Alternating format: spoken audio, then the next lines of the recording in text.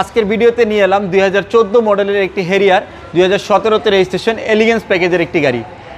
এই গাড়িটির সামনের দিকে দেখতেই পাচ্ছেন এলইডি পার্কিং লাইট রয়েছে এবং সামনে কিন্তু সুন্দর একটি গ্রিল রয়েছে বাবু ভাই।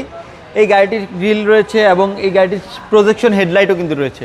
এখন গাড়িটির বাম দিকে যদি আসি, বাম দিকের কন্ডিশন সুপার ফ্রেশ কন্ডিশনে আছে। জাপান থেকে এই গাড়িটি যেই কালারে আসছিল সেই কালারে আছে এবং গাড়িটির ভিতরে কিন্তু মেরুন কালার থাকছে এবং এই গাড়িতে কিন্তু ড্রাইভিং সিট পাওয়ারও থাকছে ওই। ওকে।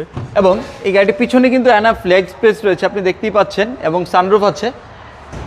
এই গাড়িটির আমি যদি পিছনের দিক দেখাই, এই গাড়িটির কিন্তু পিছনের ব্যাকডালাটি ম্যানুয়াল ব্যাকডালা থাকবে এবং গাড়িটির পিছনে লেগ এনাফ লাগেজ রাখার জন্য এনাফ স্পেসও আছে।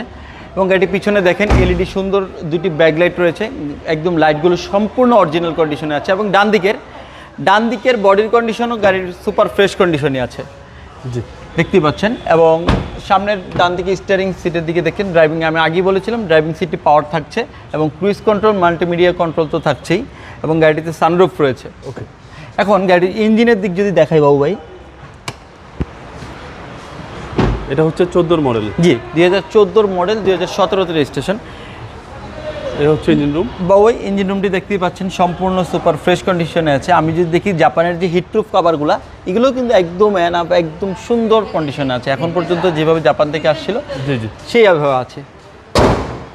প্রাইস কেউ চাচ্ছেন? এই গাড়িটি আমাদের শোরুমে আস্কিং প্রাইস হচ্ছে 41,50,000।